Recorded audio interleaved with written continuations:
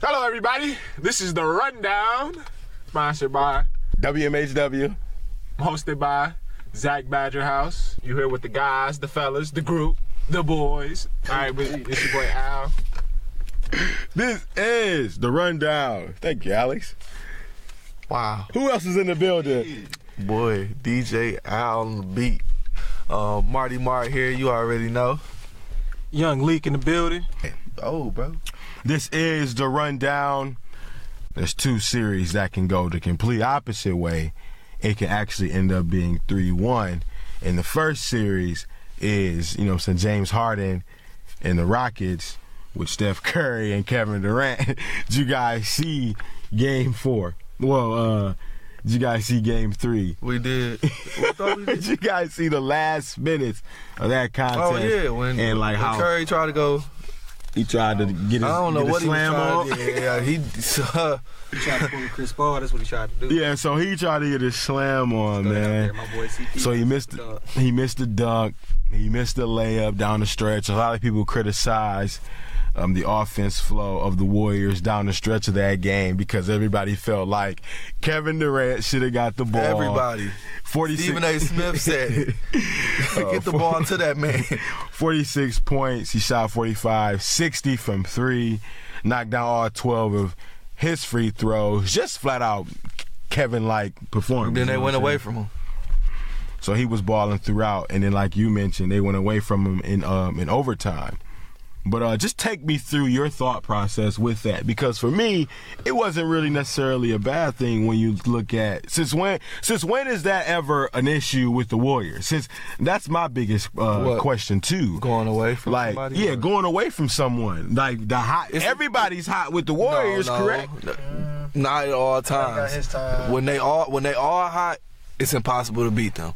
But the thing about the Warriors is that they supposed to be this unselfish team that whenever there's a hot hand, they supposed to look to that man. If Curry get hot, they pass to him. Clay get hot, they pass to him. KD get hot, they supposed to pass to him. But in this game, it was like, I don't know, maybe they was tired of KD scoring. I don't know, but it's just like the game plan just went away from them. What do you think, Alex?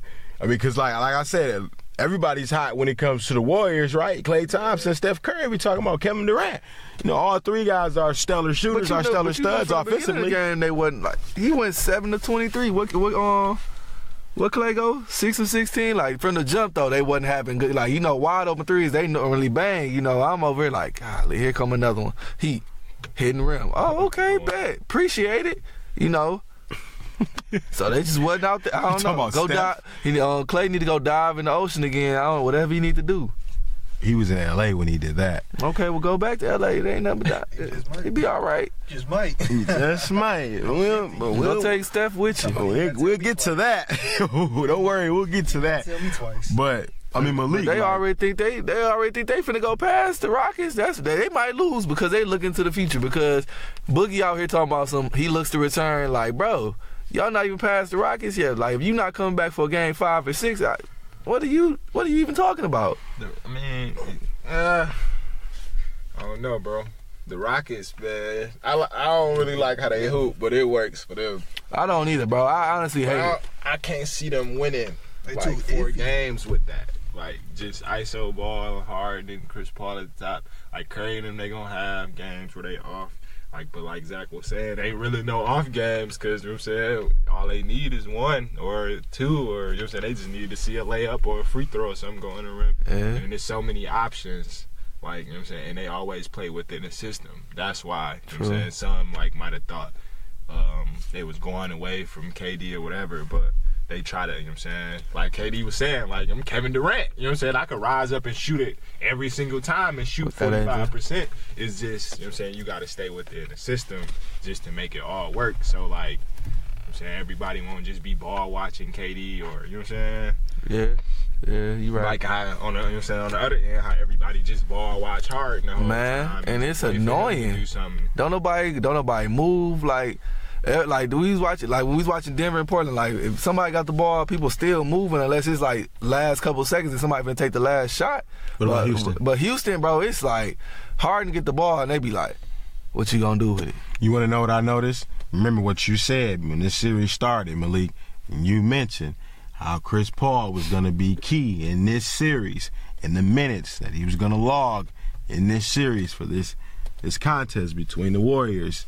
Now, he's played 43 minutes. He had 14 points. He was efficient. He shot 50%. He only shot it 8 times. But he only shot the ball 8 times. Now, are you looking no, wait.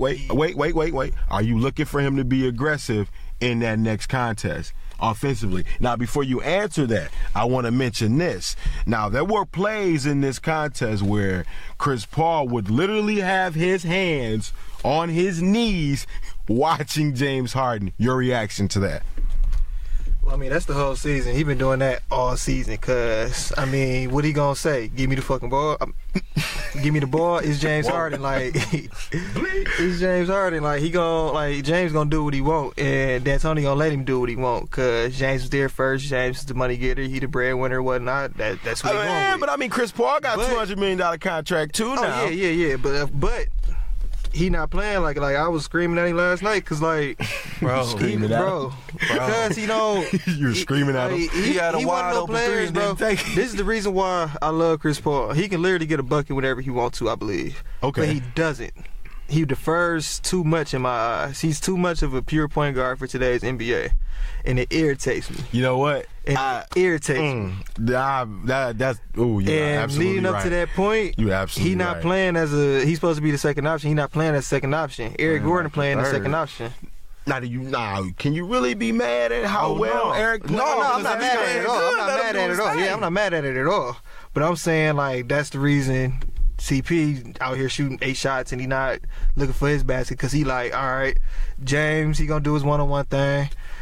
Eric Gordon, he out here, he actually doing a lot of one-on-one stuff too, but he also a catch and shoot, so he always know they gonna collapse on him when he get to the hole, or if he get the dribbling in the middle, just dish it out to him. Kind of look like they game plan though to me. I mean, like they really be looking, you know, like it's either Harden or like they be looking for Gordon, and then they give it to Chris Paul some of the time.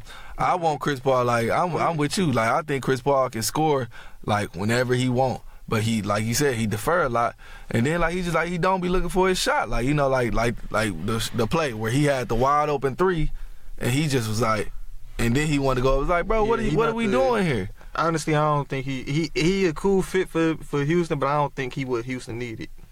No. Who is that? Like, huh? Who is that? Who they need? No. Who you don't believe Chris was Paul. really? Yeah. I mean, I think they'll do better with like a point guard that don't need the ball in his hands as much. If they play better together more, like sometimes they don't mesh well to me. Like, you know, like you said, like Chris Paul over there just, you know, chilling. I mean, even with Chris Paul, when he got the ball, they don't run no plays and they don't set up no offense. They just do pick and roll. Yeah, they pick and roll. Pick and roll. ISO.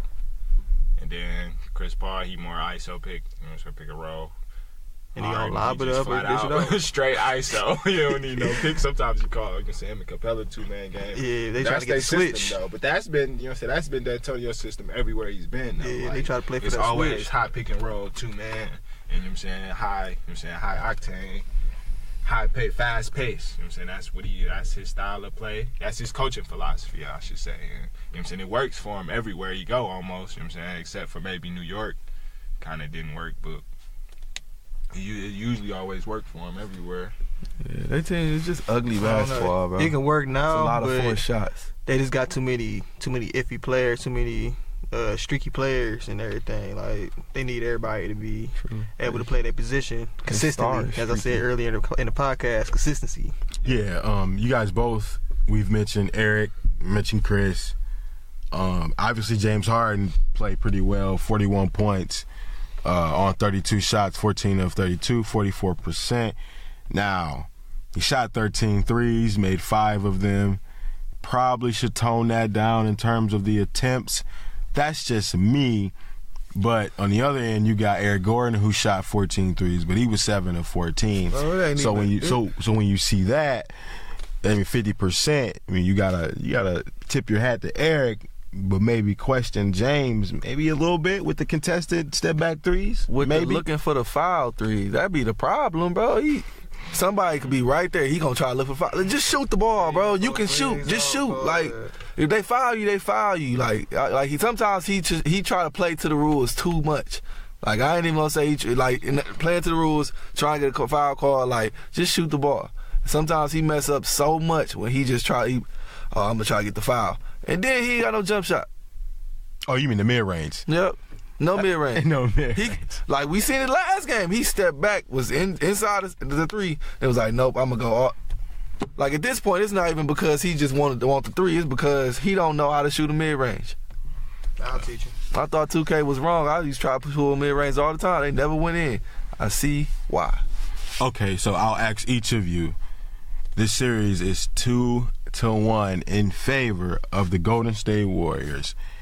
Game 5, when that game starts, what direction will this series be? Will it be 3-1 in favor of the Warriors, or will it be tied 2-2 heading into Oakland?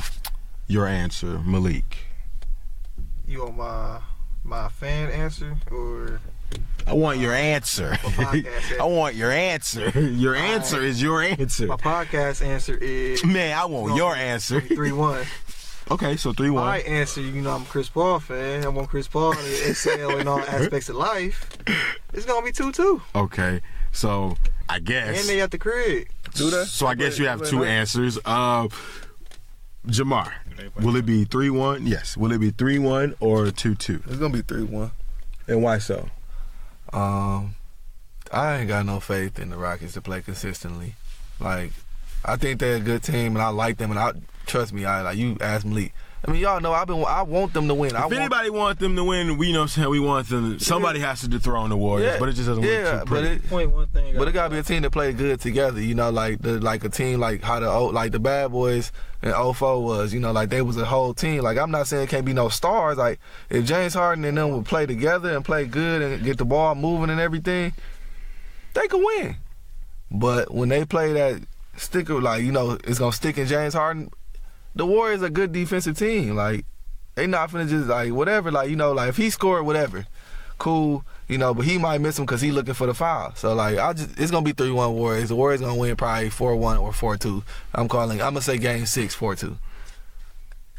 Alex, going back to Oakland, will this series be tied 2-2, or will it be 3-1 in favor of the Warriors? It's going to be 3-1 in favor of the Warriors because Curry was on some BS the other game.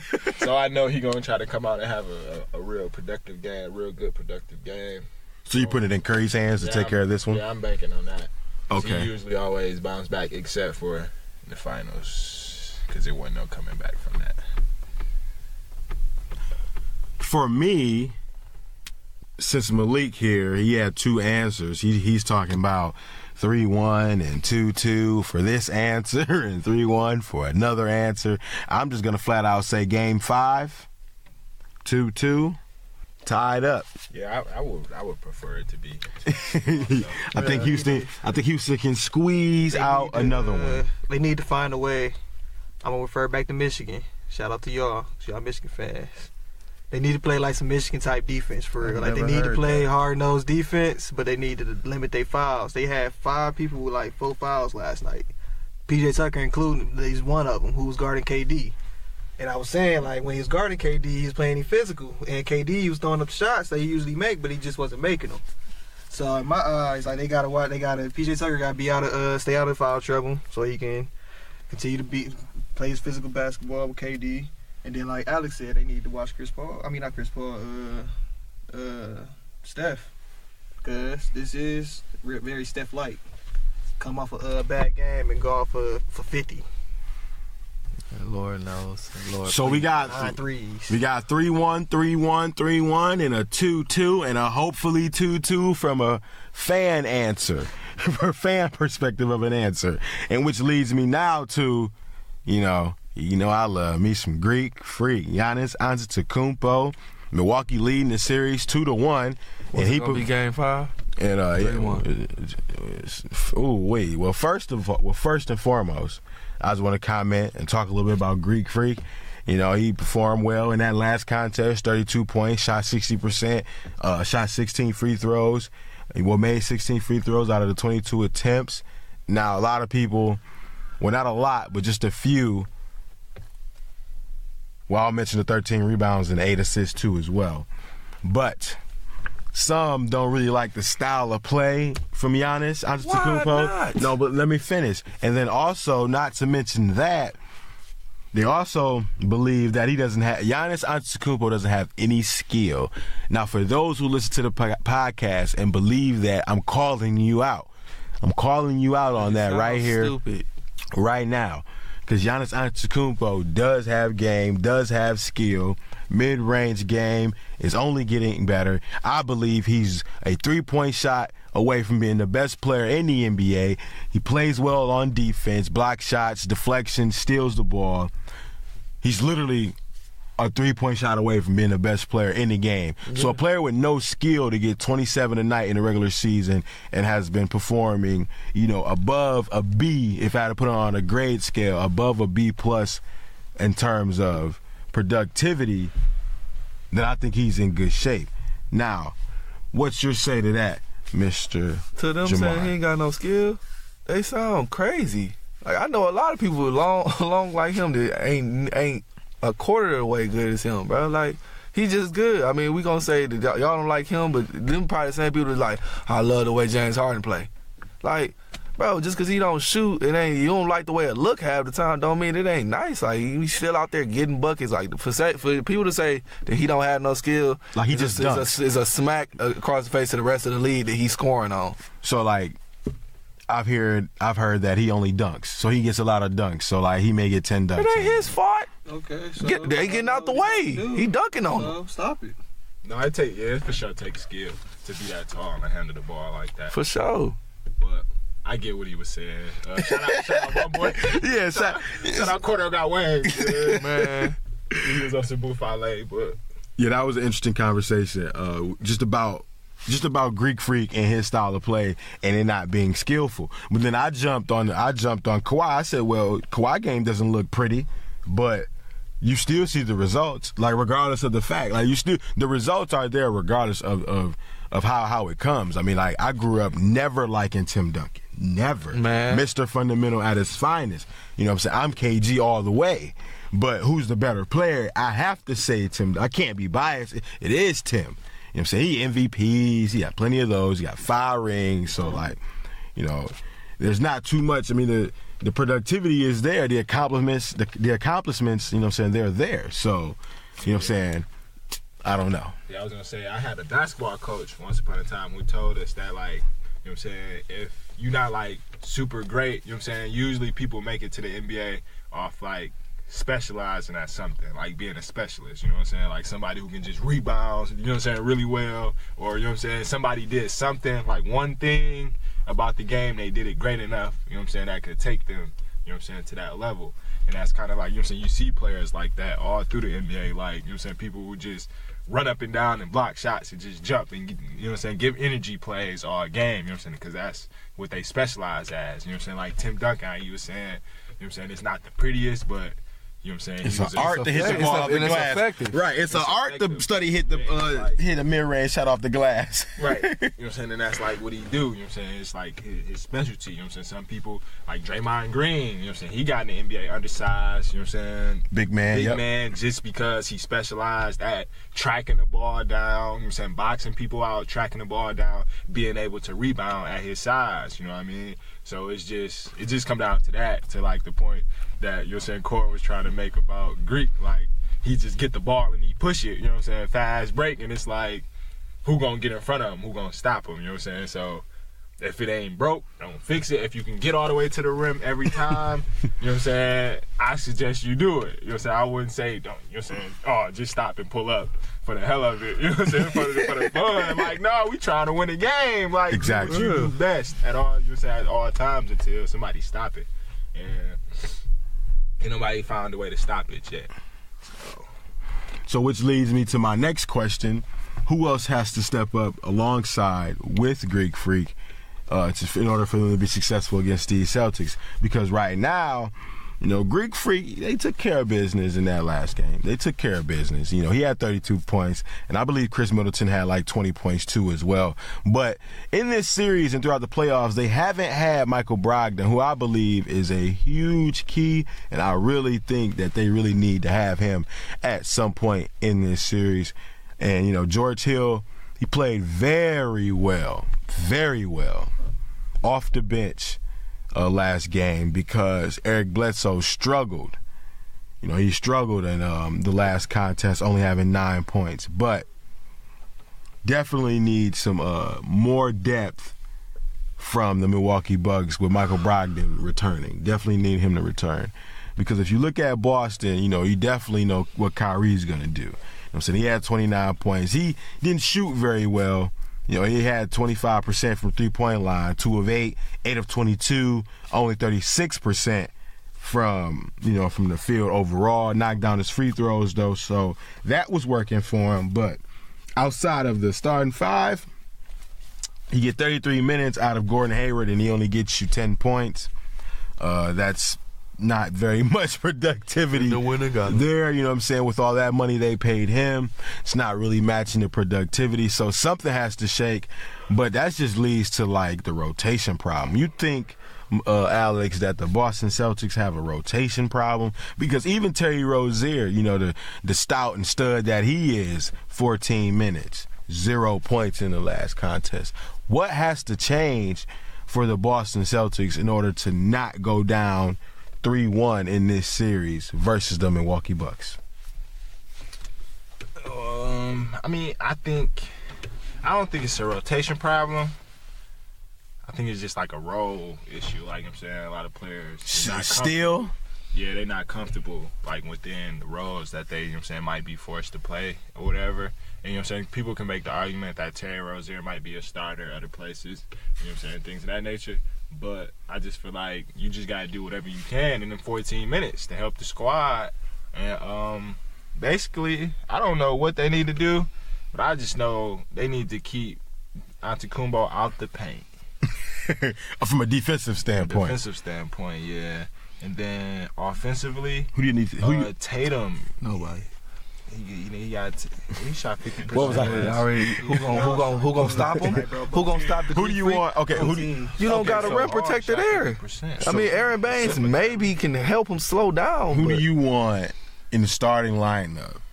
If you had to put like a coverage perspective on it, who do you want covering and, you know, shadowing Greek Freak when he's attacking the basket? If you had to get 2 players in the starting lineup that you believe can, you know, put a stop.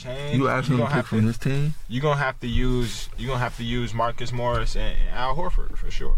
Both of those guys? Yeah, because game 1, Al Horford actually did, you know what I'm saying, a pretty good job, like a solid job of, you know what I'm saying, just being solid, being big, you know what I mean?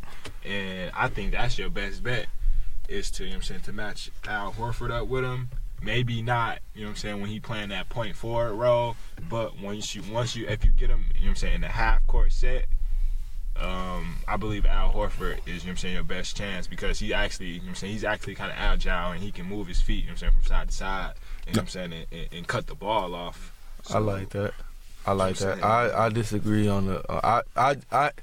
I like Marcus Morris, but I would also throw Jaylen Brown there. I'd throw like 3 different looks at him. You know, like I like to have court with Al Horford, but if you play in the point, you know, Jaylen Brown faster to stay with him, you know, and lead. And like, you know, if he can't get it from behind, then he lead him to Al Horford.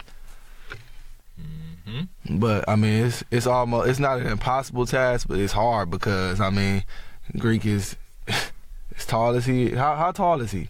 He's 6'11", 7 feet. But I believe 7'1". I believe if you can get Jaylen Brown, at the top of the key, and I think it's all about angles. So if you got to first of all stop fast break. You know what I'm saying? That's number one. You know what I'm saying? Stop fast break. But once you stop the fast break with Giannis, and Giannis has the ball and he's out, you know what I'm saying? He's on the wing and he's looking to make a move.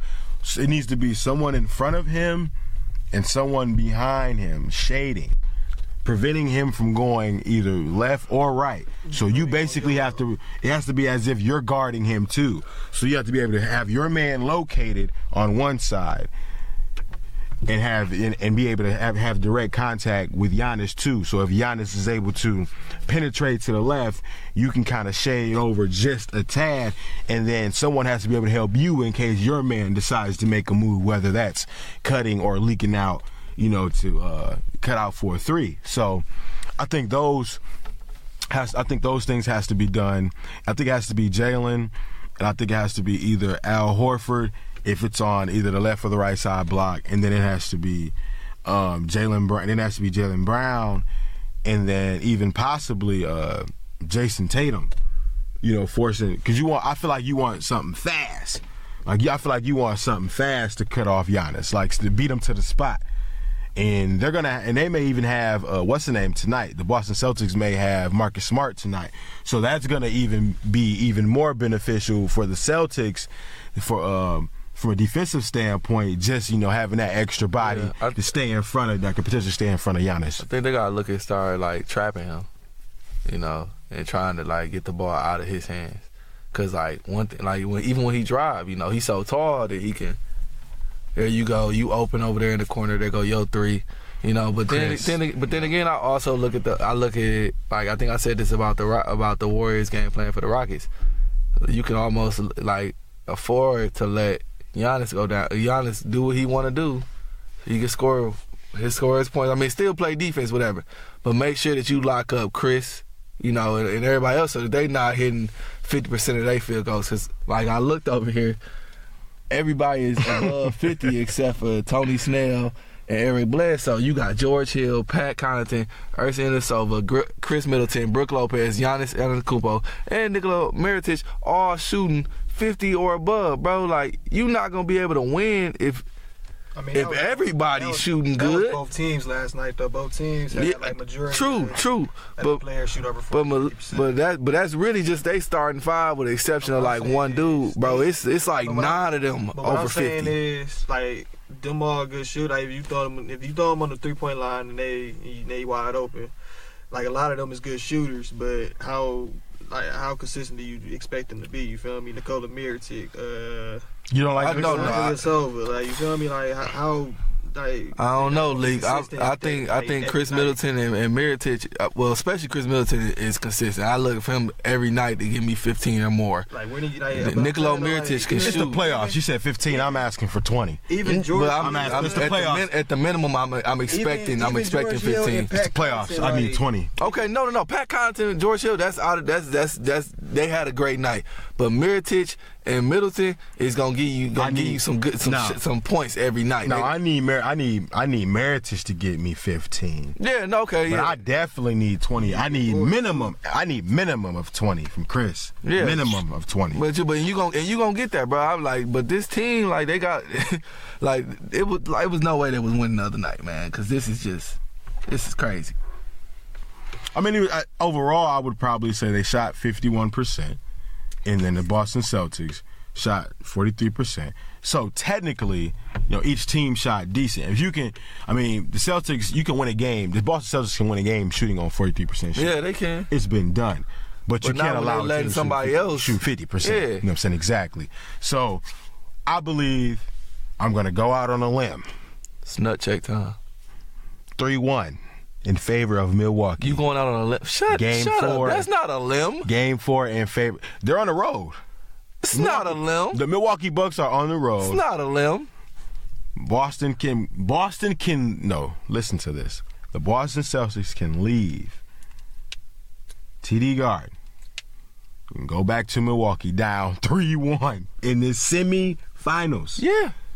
Or they can tie it up. Mm-hmm. And they're at home today. Mm-hmm. So I believe the Boston Celtics lose at home and go into Milwaukee down 3-1 in the series. What do you think, Mr. Alex? Do you have faith in your mans, Kyrie Irving, to get the job done? Yep, yes I do. Why That's so? What I was gonna say, what about to drop another double nickel? Because can't nobody stop Kyrie Irving, bro. Period. Just that simple? Period. Plain and simple. Okay, perfect. Malik. I got Milwaukee because I hate the Celtics. I need a little more than that, though. Just off the street. Because, me too. I feel you. But I need a little more than that, though. I said that, bro. Because, even though can't nobody stop Kyrie, can't nobody stop Giannis. And then, as long as Chris Middleton do his part, he's like you said, get 20, he's shooting, and he causing that distraction and whatnot, they're going to be straight. They just got to keep doing what they're doing. What do you think is going to happen, Jamar? I'm going to go out on a air quotes, limb, and say it's going to be 3-1 going back to Milwaukee. So that's 3-1, 3-1, 3-1, 2-2. Because you believe in Kyrie? Kyrie Irving. All right. No one else? Oh, I like Jaylen Brown too. You think he'll be able to take care of business with you? Yeah. I don't. I'm about to say I give it to the Celtics for sure. They got a team full of hustlers. A lot of players is gonna play hard for you for sure. They ain't gonna give up at all. Okay, I don't interesting. like Hayward either. Interesting enough. Well, that concludes this episode of The Rundown. Woohoo! Thank you for listening to The Rundown Podcast, brought to you by WMHW, Central Michigan University. Here, boys, go ahead and outro yourselves. Let the folks know who you were here on The Rundown Marty Podcast. Marr about this thing. Leak out.